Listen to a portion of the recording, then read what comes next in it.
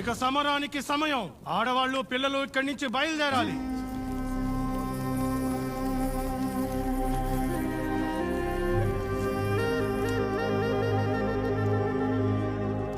సమరంలో గెలిచిన ఊరికే మన పూర్వీకుల ఆయుధాలు వెళ్తాయని అందరికీ తెలుసు.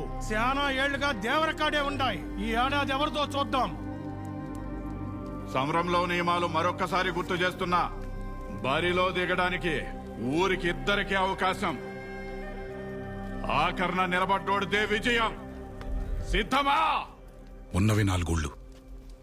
ఈ పోటీ లేకుండా ఒక్కో ఏడాది ఒక్కో ఊరు ఆయుధాలు తీసుకుంటే సరిపోతుంది కదా.